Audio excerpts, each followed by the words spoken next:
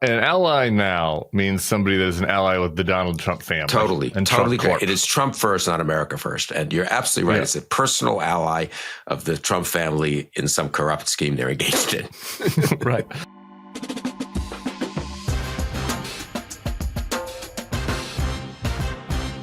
Hello and welcome to the Bulwark Podcast. I'm your host, Tim Miller. It is Monday, so of course we've got our editor-at-large, Bill Kristol. Hey, Bill, what's happening? Tough weekend for LSU, Tim.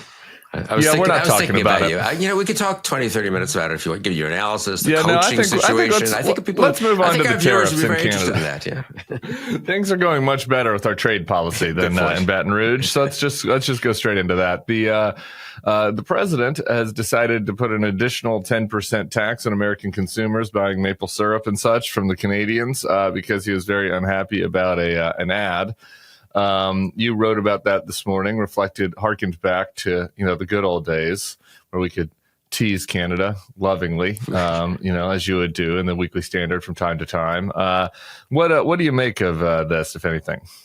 I mean, it's funny, the piece, now that you just sort of said it, I realized I didn't even mention in the piece, because of course I just take it for granted, the utterly rampant illegality of everything Trump is doing. He's just, I don't like that ad, 10% rise and hike in tariffs for you. What law is governing that? An emergency exception that he can use for national security reasons? It's beyond anything that he's just doing this. And people, as I say, even I didn't scream and yell about that too much because I was moving on to make other points about how crazy his and destructive his tariff policies were. And in my case, since I published Matt Labash's excellent piece about how Canada was kind of the great white wasteland of the North, or whatever the heck we called it, on the cover in 2005. It was prompted by, remember all those people after Bush, George W. Bush won re-election, they were going to Canada there for a few weeks. And so that was Labash went up there and interviewed some of them. Right. Very amusing piece.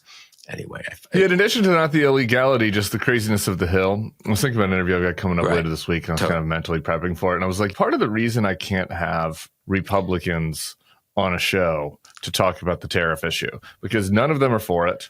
Right. None of them are for a random 10% tariff on Canada. I mean, Peter Navarro, a handful of cranks are actually for it. But even the protectionists, I don't think that this is how they imagined, their protectionist tariff policy being put in place to help reinvigorate manufacturing.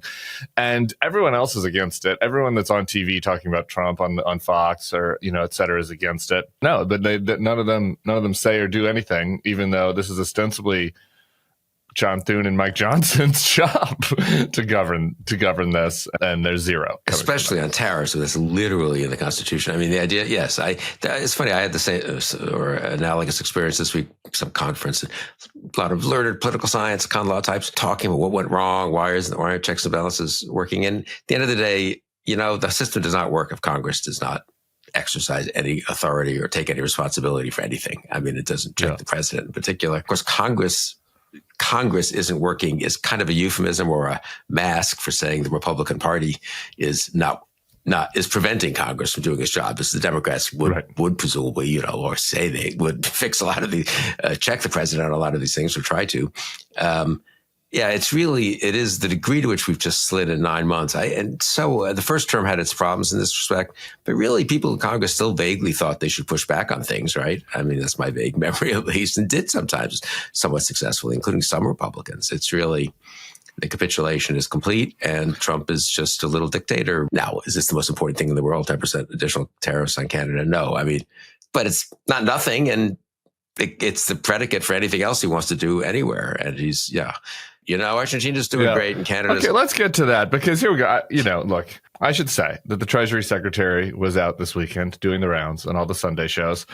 And you'd think that the Treasury Secretary would have a sensible argument for this tariff, right? Let's listen to what he had to say about it. President Trump abruptly broke off trade talks with Canada and put another 10% tariff on Canada in response to an ad that the government of Ontario ran. It features former President Ronald Reagan. Why is the president setting trade policy based on a television ad he doesn't like? Good question. Well, Kristol, let's think about this. This is a kind of propaganda against U.S. citizens. It's psyops. Let's think about this. It's psyops. The Canadians are running psyops on us, so we have to punish Who? The American people? We got to put a tax on Americans buying Canadian goods because the sneaky Canadians are running psyops on us. What the fuck are you talking about? The sneaky Canadians are showing an accurate video of Ronald Reagan criticizing tariffs. I mean, such a psyop. That's terrible. That's terrible. Psyops. I give you a lot of credit for being early on the real loathing of Scott Bessent. I want to say that our fine Treasury Secretary, he is terrible. I mean, there's something about him. He's not as insane, obviously, as some of them, but he's not, I guess, as unqualified as, Bondi or Hegseth. But that mock earnestness and condescension with which he explains these things, he's, I don't know. I think he's in the top 3 or 4 of the worst. It's like from a different era. Yeah. It's just like this. He's like a stuffed shirt elite, like condescending to the people. It's like, this is MAGA. This is the forgotten man's representative. He is just so phony. Anyway, let's just keep doing it. There's one other clip I had to play of Scott Bessent, speaking of his phoniness. He wasn't just asked, obviously, about the random tariff we're putting on Canada because Trump had a diaper tantrum, but also about the fact that we're like, really, really harming farmers in the country. I saw some economic stats on Iowa that are like decently alarming compared to the rest of the country that came out over the weekend. Harming farmers in a bunch of places, particularly obviously the soybean crop, since China's no longer buying our soybeans. Stuffed Shirt Scott was asked about this on ABC. Let's listen to that. China has been boycotting American soybeans, and American farmers have really suffered. Do you see a real light at the end of the tunnel there? They may allow soybeans again? Well, Martha, in case you don't know it, I'm actually a soybean farmer, so I have felt this pain too. For the audio listeners, you almost have to watch the video of that on YouTube because he's so proud of himself with his talking point. He kind of smiles, says that I am a soybean farmer as well. Really, Scott? Those little dainty hands have been in the dirt. Like, just because you purchased some land that other people farm does not mean you felt the pain. Like, what pain have you felt? Like, he lives in an unbelievable Barbie, or I think he sold the Barbie mansion house. I've been corrected. He lives in a different unbelievable house, no longer in the Barbie mansion, extremely rich. He wants us to think he's a soybean farmer feeling pain. I mean, I haven't looked at the fact checking on it. What is it? His hedge fund bought some share of some farmland. Is probably mistreating farmers on some farmland they bought or something like that. But the nice touch about that, fitting into your stuffed shirt, cloying, smarmy Scott Bessent thing, is the Martha, in case you don't know it. I mean, what is it? Like, he's relishing. They prepped for that. He had that in his back pocket, the kind of the trump card he was going to play on Martha. That I am a soybean farmer, Martha. Yeah, have you been out in the fields? That's and he's suffering a lot, just like the actual farmers who were watching their crops and their livelihood go down the tubes in Iowa. Scott Bessent is really paying a big personal price. Yeah, he's got $25 million in farmland in North Dakota. According to a quick search on this, we can correct this, but it appears to be that he's generating about $1 million in rental income for him on that soybean land. I wonder if that rental income is affected by the fact that the actual people farming can't sell the crop. I kind of find that hard to believe. I have to. Do you think he's letting them off? Do you think he's giving them a deal? Charging them now? No charge this year. That would be a good thing. We should start that campaign for him to we give should them ask a year Scott. off. Is he giving the people renting this land from him, a couple months off, since for no reason we started a trade war with China and they can't sell the crops on the land? I wonder. Something worth looking into. He also, I'm not going to do any more audio. We can only take so much. But he also obviously defended the Argentina bailout. It is, you do wonder when this stuff, or if this stuff ever begins to add up to create real unrest in farm country. The fact that we're bailing out Argentina while they're allowed to sell their soybeans and we aren't. Yeah, and aren't they selling the soybeans to China? Maybe, I think so. Yeah. Yes. So it's like actually the worst of all worlds. Argentina is an ally, he explains. So I thought, how crazy is that? I mean, is Argentina an ally? But they are one of the 20 non-NATO major allies designated over the last 20, 30 years sporadically by various U.S. presidents, which is fine. We do a little more military cooperation with them than we would do with a non-NATO major ally. There are a lot of countries that are non-NATO allies. I think Tunisia and Kenya, it's not a huge thing necessarily. But Canada, if I can just come back to close the loop on that, Canada is an actual NATO ally. Canada is a founding member now. Canada fought with us in World War II. They fought with us in Afghanistan. It's the longest undefended border. I think it's the longest land border in the world, but it's the longest undefended land border in the world. It's kind of, it's wealthy. It's 4 times wealthier, I think, per capita than Argentina. It's had a very good run, actually, the last century, which Argentina hasn't. And we're bending over backwards to help Argentina, and Canada, we're just sticking it to Canada. I thought Trump was at least a hard-headed realpolitik type guy. It's kind of more important to have good relations with Canada than with Argentina. And leaving aside all the other things we have in common with them, as I say, we owe them in some ways for fighting with us. I mean, it's really... I can build this one for you. An ally now means somebody that is an ally with the Donald Trump family. Totally. And totally Trump great. It is Trump first, not America first. And you're absolutely right. Yeah. It's a personal ally of the Trump family in some corrupt scheme they're engaged in. Right. That's what it means to be an ally. That's why El Salvador is an ally, right. Argentina is an ally, and Qatar is an ally. Canada, no. Right. No, we're not Canada anymore. We might even invade Canada. Who knows? But Qatar... they have Sharia law over there, but they gave Trump a plane. MBS, Saudi Arabia is an ally, beheaded and behanding American journalists writing for American outlets. And they're an ally. El Salvador is imprisoning people on our behalf in Argentina. So it's the coalition of there's something here. The coalition of the Trump willing. We'll work on this. On the corruption stuff.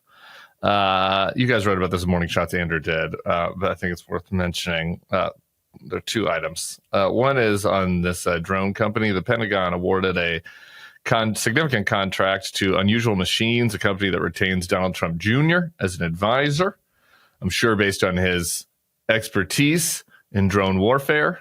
And his work as somebody that, can provide a lot of guidance and wisdom to the CEO, when it comes to development of these, this type of weaponry. Shares in the company jumped 13% on the news that they got this contract. It's worth reminding, Judd Legum pointed this out, that Trump Jr., in one of the many podcasts that he does, talked about how he helped screen candidates for top Pentagon jobs and explicitly discussed looking for candidates interested in moving more defense spending into drones. So that's convenient. I'm like among Hunter Biden's biggest haters that were not involved in actually trying to uncover his laptop. I'm not a fan of Hunter Biden. It was ridiculous that he was on the board of Ukrainian natural gas companies.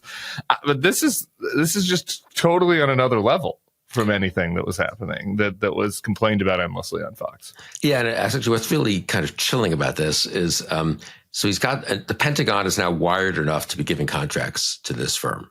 So it's not just the White House thing, or putting an individual on a board. That doesn't require the bureaucracy to be colluding. It just requires Trump and himself, or Biden, if you want, to be doing unseemly or maybe illegal things. In the case of various Trump White House payoffs and so forth. And it's not just one person, right? To make this contract happen, there are a whole bunch of people, I guess, going along with this, pretending it's a legit competition, signing off on various documents. The Pentagon has a pretty big bureaucratic structure for these grants, or maybe they just went around it. I don't know.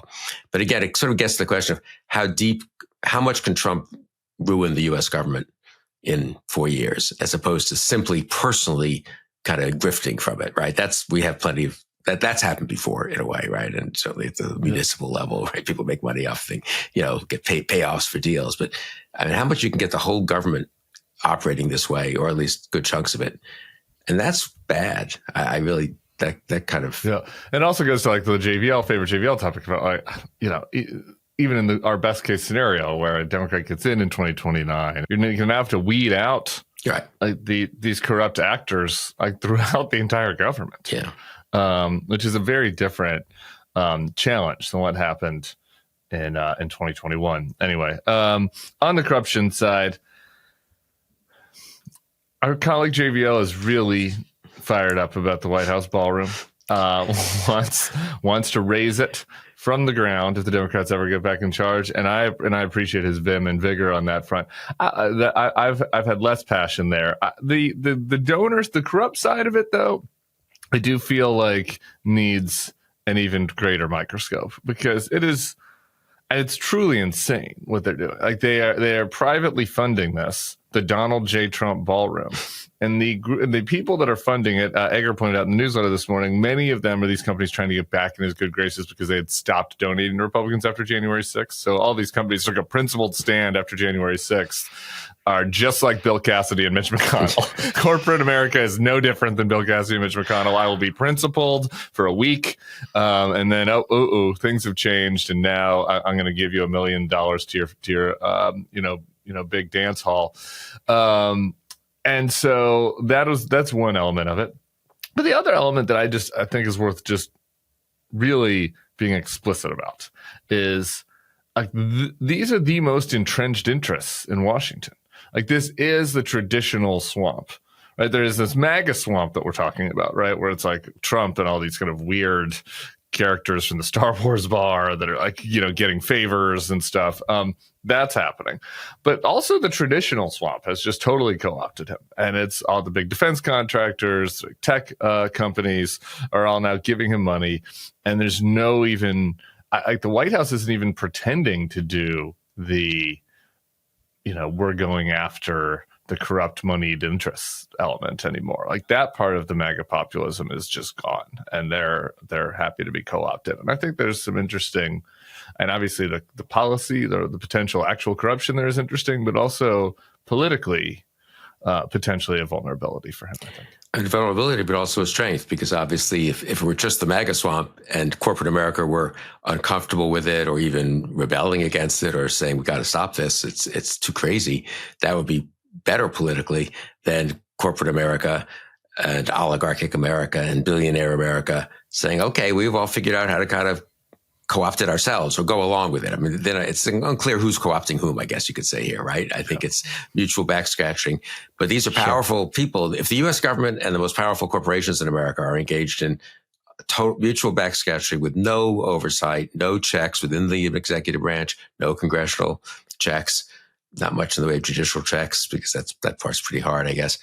That's kind of a bad situation. And I do think, incidentally, that's sort of the pattern of other authoritarian regimes. They come in with populist rhetoric. They maybe go after one or two people to make an example, one or two oligarchs or something. But at the end of the day, they become powerful by the intermeshing of the huge corporations and the corrupt administration. We got some storms this weekend in New Orleans. So that meant that the neighborhood part-time cat's back in the house. This cat is a wimp. This cat is kind of like me. It's a Louisiana cat. Likes the heat, likes summer. Once that temp goes back under 70, it gets chilly. Wants to come inside, get on our living room blankets.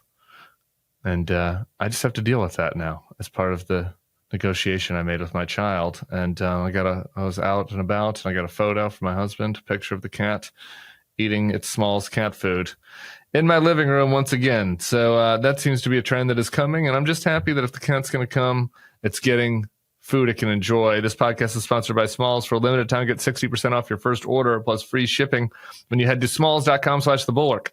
Smalls cat food is protein-packed recipes made with preservative-free ingredients you'd find in your fridge. And it's delivered right to your door. That's why Cats.com named Smalls their best overall cat food.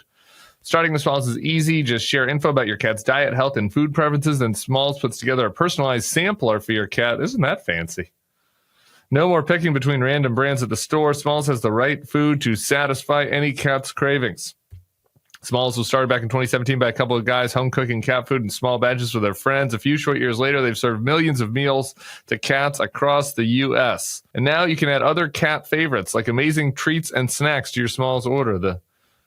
Aretha really likes the treats especially, so I'd recommend those. What are you waiting for?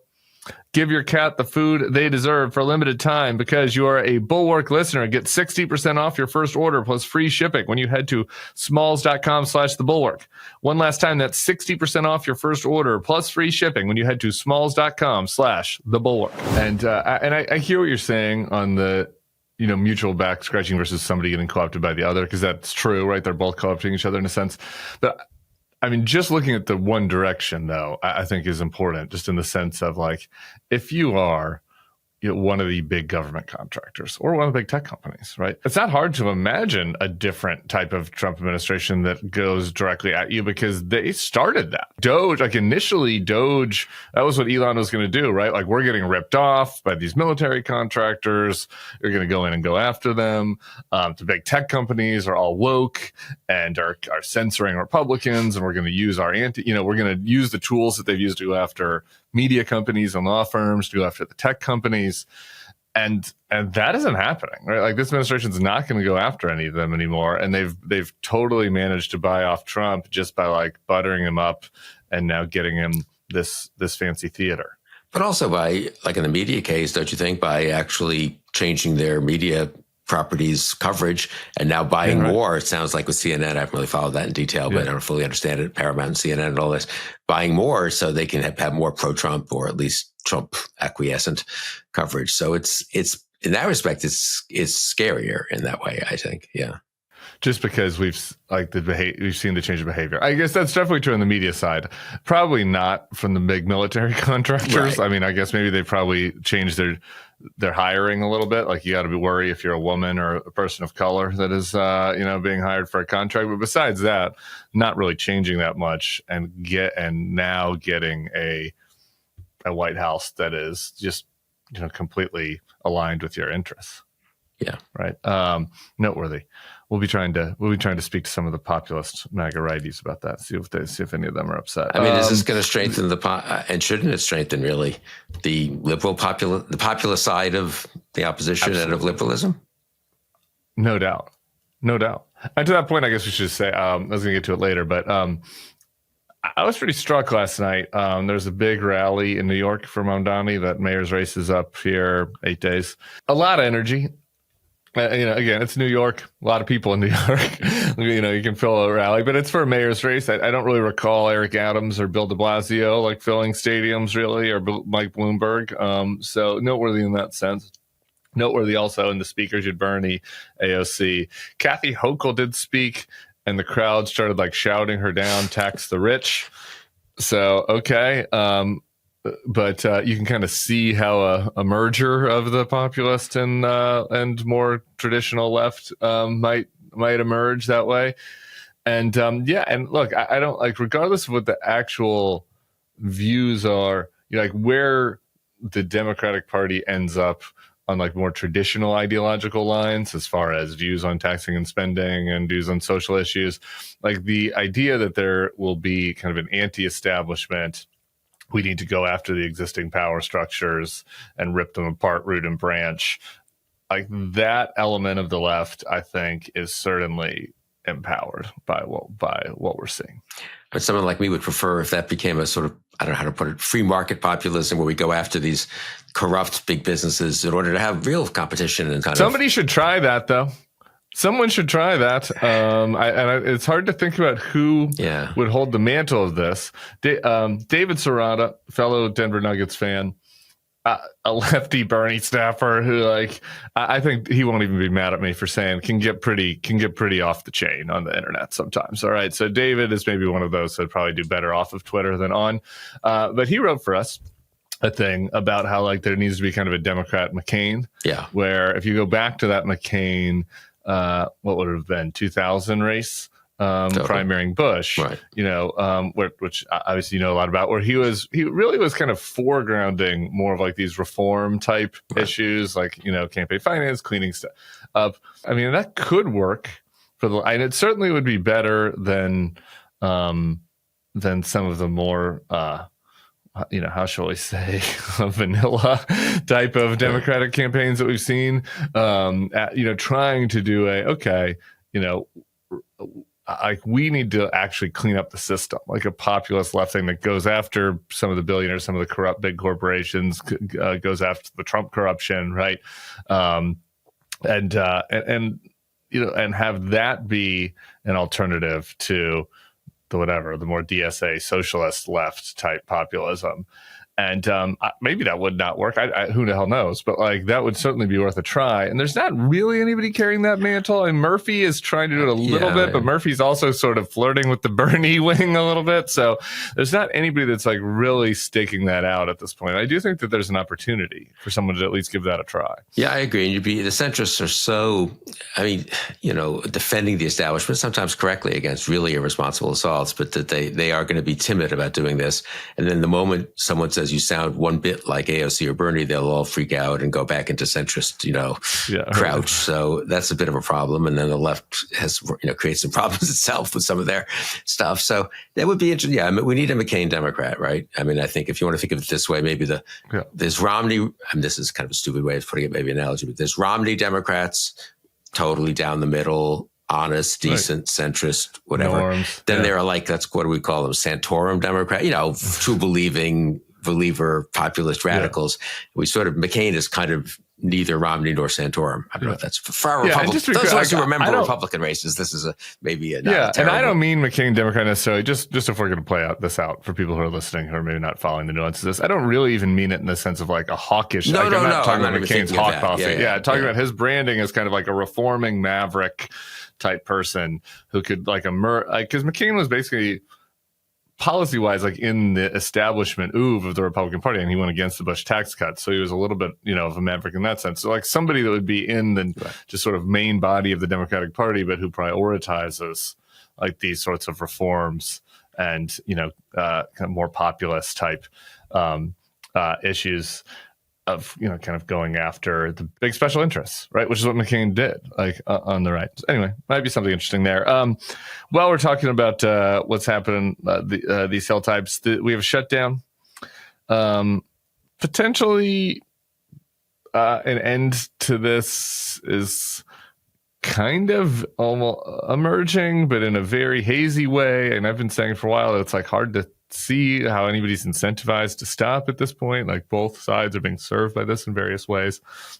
But you have the American Federation of Government Employees is out this morning urging Dems to stand down. SNAP is going to go away next week. You've got some states, Jared Polis of Colorado, some others are like coming up with creative ways to make sure SNAP can keep going. But in some other states, SNAP will not be available, food stamps for people, and so that's like real harm being done to folks. What's your sense for the state of play and how the Democrats can handle it from here? I've always thought the Democrats might lose this in the sense of not get the policies they are fighting for, but win it or do well enough politically in the sense of highlighting for everyone that that the cuts are Republican cuts in healthcare and some of these other areas too. And they just didn't have the ability to stop them because they weren't willing to make government workers pay even more in the way of lost wages and stuff. And that's what the American Federation of Government Employees is saying. And that is a fissure or a break in the pretty solid wall of support for the Democrats among the liberal interest groups. And I don't blame them. I mean, they were representing hundreds of thousands of employees who aren't getting paid. And some of them, these are not all, well-off people. So, and maybe it's better for the Dems to figure out a way to, I don't know, I hate to be the counsel of slight retreat here, but maybe figure out a way to lose on the policy while blaming the Republicans. And then just scream and yell over and over, and then just say, okay, you've been back a day. You said you might fix some of these cuts in Obamacare and in Medicaid. Where are the fix? And just kind of keep insisting on it over and over again.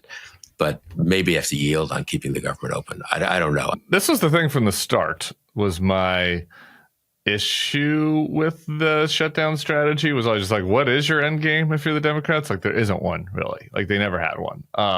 And so it's not really great to get into a battle where you don't really know how you're going to get out of it.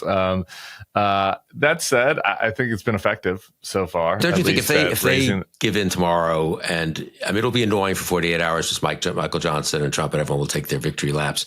But after that, I kind of think the Dems will have come out of it okay, actually. I think so. And I probably wouldn't give in tomorrow, but I think that there's probably some more work to be done on just making sure Republicans hold the bag on the premium increases on the insurance, because that's just really starting to hit with people, and it's really next month that the preponderance of people are going to see that, and so I think, probably, and this is where, says the other weakness of the Democratic strategy from the start is that the shutdown is a PR game.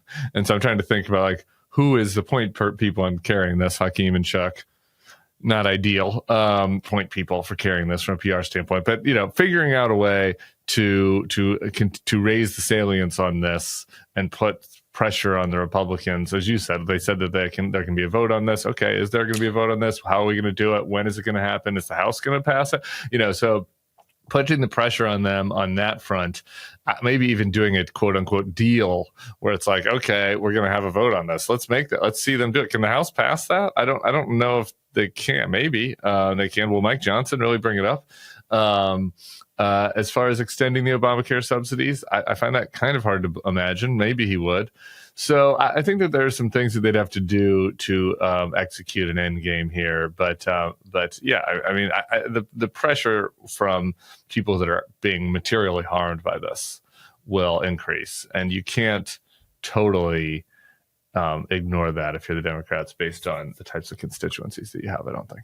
Speaking of votes, how about a vote on the Epstein files? I think the process of, I'm going to say, of giving it, I didn't mean tomorrow, but over the next maybe couple of weeks, in ways that make both maybe cut a deal or try to get promises, or if you don't get the promises, berate the Republicans for not giving it on, for not accepting things that they said before they would accept, whether it's a vote on Epstein or the actual fixing of the Obamacare premiums and stuff. I think there's a way to manage this, but it's not maybe these. And you do have to then seat the Arizona congresswoman, which is insane that that Adelita Grijalva, her father had passed away, and then she won the seat for the in the special election. The fact that she hasn't been seated, it's been almost a month. I don't know. Time's a flat circle, so I don't have it in front of me. A little more. I think a little more than a month, maybe. Yeah. Yeah. And the fact that Mike Johnson is holding that up, a big part of why is that would give the Democrats the votes to release the Epstein files, and doing that as a cover-up effort, and just as part of the general way in which the Republicans bully, don't have any care for the rules and responsibilities of government. I just think that again, this shows the asymmetry of things where we expect this type of behavior from Republicans. You can imagine the inverse, of Nancy Pelosi or whatever not ceding some Republican that won a special election, and how Fox would act around that, how it would be treated. Total hair on fire outrage. And this is a total hair on fire outrage moment that she hasn't been seated. And then you add on top of that, a big part of the reason she hasn't been seated is because of the Epstein cover-up. Yeah, I agree. Maybe the broader, do you agree with this? This is slightly extension of this point. In a way, the conventional wisdom among political types is, kitchen table issues. So the healthcare issues are the strongest. That's why the shutdown is strong. And it's nice to have these No Kings rallies on the side. Maybe the opposite is the truth. And I think I want the opposite to be the truth, so I don't trust my judgment on this. But maybe No Kings is the strongest message. And the other stuff's fine, and it's good, and it gets to real constituencies, and it's a real issue. Don't get me wrong. But maybe at the end of the day, we kind of, with Epstein and with the seating of someone who's been unjustly denied her seat for over a month, and with all the other, related just scorn of law and ethics and corruption, maybe let's call it the No Kings message it's good if the No Kings message emerges as the key message, maybe. Well, and I also think that it's the timing on all this matters, right? Because, sometimes there's a fighting the last battle element. I guess I would just say pretty obviously that the No Kings message is probably not the right message for reaching the marginal voter, the working class voter that Democrats struggled to reach in the 2024 election. Sure. But that's not really who they're talking to right now, right? Off year midterm elections in New Jersey and Virginia, pretty high education states. Virginia, obviously, with a ton of government workers. New Jersey with the sprawling New York suburbs that JVL lives in, et cetera. Right? The type of person you're talking to is a little bit different. Is the type of person that is more animated by this thing. It's also. You wrote about this this morning, or Andrew did. You're also trying to engage highly engaged people who would do things like the boycotts and going after companies that are yielding to Trump. Like, you want all of that to demonstrate you have momentum, right? Like, there is this element of there's political advantage right now to demonstrating opposition strength rather than opposition weakness, and people I think are going to be more animated by, just broadly speaking, a No Kings message than your healthcare premiums are going up. Now, again, I think that the marginal voter, some of you want to turn out next fall in the midterms, 2028, like that's a different calculus probably. But given what the political environment is right now, I don't think that's a crazy observation. Speaking of No Kings, Trump did something. Are we allowed to say when Trump does something kind of encouraging? Yeah. Trump does something kind of encouraging this morning. There's a lot of catastrophizing here at the Bulwark. Because things are bad, because we're in a catastrophe. So it's good. It's apt. It's appropriate to catastrophize when you're in the middle of a roiling catastrophe. That said, Trump was asked about Bannon's 2028 musings this morning. I did a little monologue on Friday where I talked about the right thing to do towards the Bannon musings is make fun of him and point and laugh and just talk about how embarrassing this is that he wants an 83-year-old slathering on orange makeup to be like a King Lear, like meets Weekend at Bernie's in 2029. But still, people are nervous about this for good reason. And Trump was asked about this on the plane this morning, with Marco Rubio standing behind him with like a Cheshire cat grin on his face, which is just repulsive. And the headline is kind of, you can look at it two ways, right? Like, I'm sure we'll see a lot of headlines in left media outlets in particular, which is Trump saying something to the effect of, I'd love to run in 2028. Right. He says something to that effect, right? But like, he does so in this manner where he's being cheeky.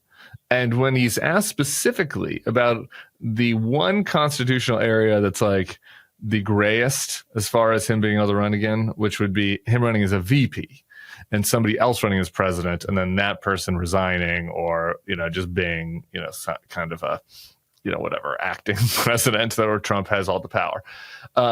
Trump specifically rules that out.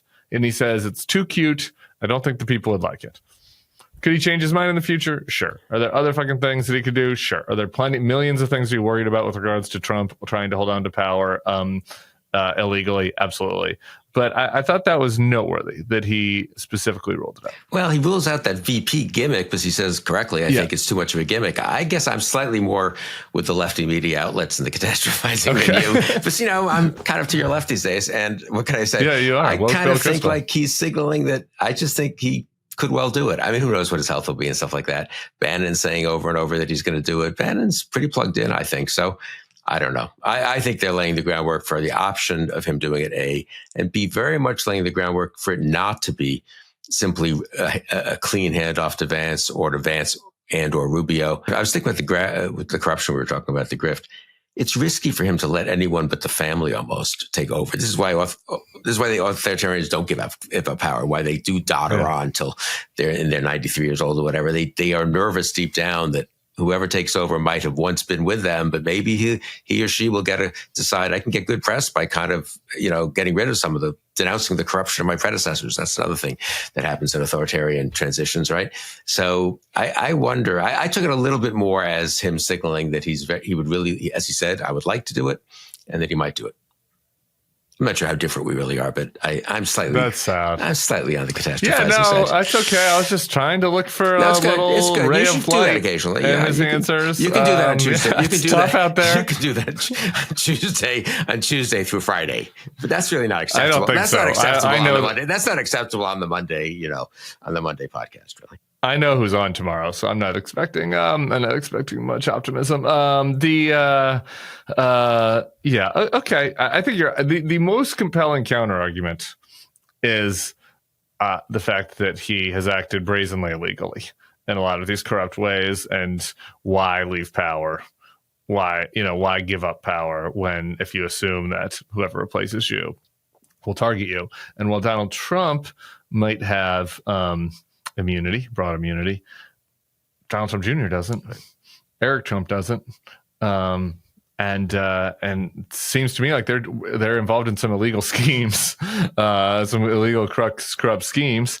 And I don't know that Donald Trump actually cares about his kids. So maybe he doesn't care about that. But something worth noting. I think, okay, well, I was just trying to say the VP scheme, everybody brings it up. And I think it's just worth noting. He said he thinks it's too cute.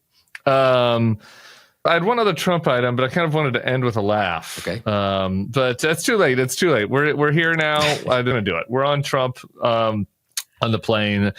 I know people don't like the Trump audio, so you can hit the fast forward 30 seconds, but I got to do it because he was discussing the Democrats. And, well, let's just listen to it.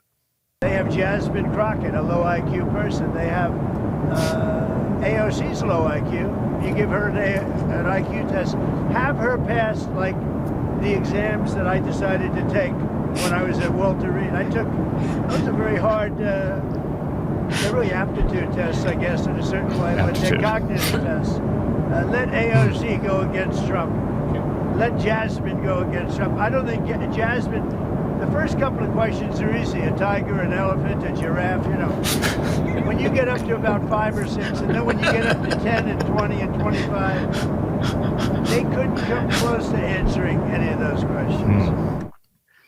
It's interesting that the right wanted to bring back the word retarded when this guy got into the office again, because it's just like, what? The first questions are easy. It's a tiger. It's like a 3-year-old. Those are 3-year-old questions. Identify this animal. That's a 1.5 year. That's like your first words. It's like mama, papa, tiger.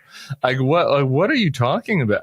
And so that he still thinks that test that was like tested whether you have serious dementia or not demonstrates that he's smarter than, you should note, black women of color. The low IQ thing has just become a term for black or black and Hispanic, minorities. Yeah. And women maybe a little more often than men, but I think he maybe uses it about men too. Yeah.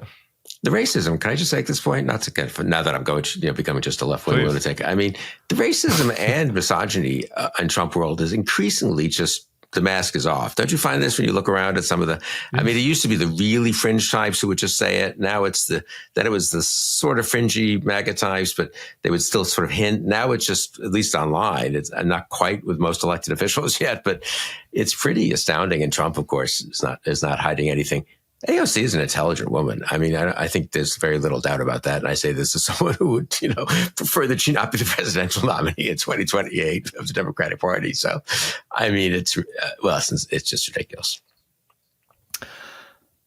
Does that appeal? Well, what do you think about it, though? Why does he want to do it? I mean, that's just an interesting question. Like, is there some part of? Well, I think the base likes it, I guess, right? Yeah, the base. I think it's two things. What it is, he likes doing dog bullhorn racism, it's like not really dog whistle, but he likes doing it because he thinks people like it. He thinks it is a little, it makes you a little rascally. It's a little bit of a troublemaker. He likes to do that kind of stuff. He likes to see liberals do outrage, about it and, say, oh, why don't you guys coach your pros? Like they like doing that. So I think that's part of it. It's also a power thing. Right? It's like how he puffs himself up. Yeah. Right. Puffs himself up like these women are stupid. This black and brown women are stupid. So I think it's that. If I was him, I would probably try to find some other points. There are other arguments that he could make, and he made a lot of money in his life, and there are other things you could turn to besides the test where he was correctly able to identify the outline of that is kind of amazing. Okay. He's really, really proud of himself for that. It's like, it is childlike. Like you sense that like pride of a child who does something for the first time very well. It's like, Papa, look what I did. Anyway, Mark Hertling, I want one more thing from you, and then we'll let you go. Is in the Bulwark this morning on what's happened in the Caribbean, and he writes, "Why are we moving one of America's rarest and most capable instruments of military power from a theater of genuine danger to one of political ambiguity?" He goes to talk about how we have the Gerald Ford aircraft carrier, super carrier, now coming to the Caribbean to chase these allegedly drug boats.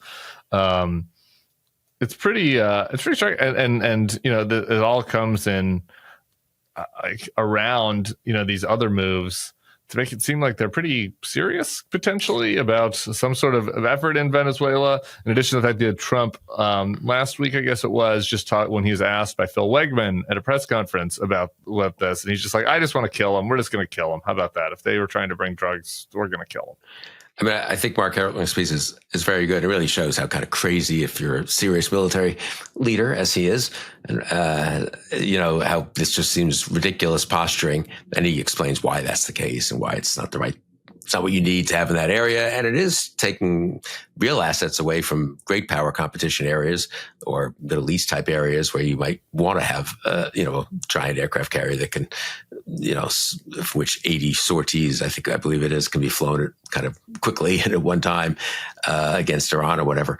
But he doesn't, honestly, Mark doesn't consider, well, maybe we really are going to go to war with Venezuela. I mean, reading the piece, I kind of thought to myself, Mark is such a sane person that even he thinks this is foolish posturing, and I'm not going to put words in Mark's mouth. He's perfectly capable of imagining the other alternative too, but that he doesn't quite dwell on the fact that maybe he's planning a massive bombing or large bombing campaign against Venezuela, and maybe that he thinks that's the predicate to getting rid of Maduro and stuff. I discounted that. I just think Trump he does know the wars are tough to pull off if you're a president, and they often hurt presidents who get involved in them. And, he's been pretty cautious in that direction. He loves blowing up little boats that can't fight back with people on them, some of whom may be connected to drugs, some of whom innocent fishermen. But I don't know. What do you think? Is it possible? I think I've underrated the possibility that he's actually going to launch major they're doing all the things that you would Venezuela. do. Yeah, what is the Maya Angelou quote? If they do this, if they show that they're going to do this, just believe they're going to do it. I'm kind of getting there on this, Yeah, I can't predict. I have no prediction. I'm like you. I think it's crazy, and he has shown an unwillingness to do this. You mentioned before in other areas. He doesn't want to be the war president, which is one of the great gifts that we have, frankly, that he doesn't like. It could be the inverse, where we have a 12-year-old that thinks that's like the best way to demonstrate how tough he is to invade lots of people. So there's that. And just the part that like Venezuela is such an absurd choice. It's just not a threat in any way to us. There's oil there. But he hasn't really blurted out I want to take their oil thing, which that could be a Trump thing. You remember that he would talk about that during Iraq. So I don't know. All I know is that they're doing the things that you would do if you were going to start a major campaign in Venezuela. So we'll see. One last thing I forgot to mention on the when we were talking about Bannon last week, I said that his interview where Bannon was talking about 2020, it was in The Guardian, it was in The Economist. I should shout out The Economist folks that were doing that interview. And the other thing I did in that monologue that has turned out to not be wrong, but the lay of the land has changed. I was talking about there was some optimistic claims on redistricting. Virginia acting, Colorado looking to act in 2028. That doesn't help that much for 2026, but Virginia potentially ready. Like you get 3 more seats out of Virginia, I think, really pretty easily if you look at those maps. And then there are 2 other, smaller issues, but if this thing ends up being on the margins, this stuff matters. Where Indiana was originally looking to redistrict, they're going to squeeze out, block a Democratic seat. Just 1 seat. And it felt like Mike Pence talked people off the ledge behind the scenes. It seems like now Mike Braun, the governor, is going back at it. So Indiana's back on the table. And then Illinois, this was from Lauren Egan's reporting over the weekend. For us, I just need to read this because it's so crazy. This is the state senator Willie Preston, the Senate chair of the Illinois Black Legislative Caucus. There's no world where I could accept a loss of black representation, certainly not a voluntary gift of black representation, so that the Democratic Party could win. This is crazy talk, like letting identity politics get in the way of this here. And when I had Pritzker on, I was trying to understand what he was talking. Like, there's some worry that some of these districts that are majority black in Illinois go from being like Democratic plus 20 to Democratic plus 10. So conceivably, at some point, one of those black legislators might be in more of a swing district than they had previously been in. And so conceivably, they could lose that seat at some point. But it's just like, the times are too serious for this type of stuff. And if Illinois, which has already gerrymandered quite a lot, so they can probably only squeeze out 1 seat, unlike Virginia, if Illinois can do something that would likely gain the Democrats a seat in November of next year, they need to do it. Like the difference between the Hakeem Jeffries, so I should note as a black guy, being Speaker of the House next year, and Mike Johnson is pretty dramatic when it comes to the future of the country. So anyway, I don't know if you have any final thoughts. I agree. I mean, I guess on the slightly optimistic side, this thing is hard to game out. I saw some study, quote study, but I'm genuinely sort of pretty serious attempt to game this out.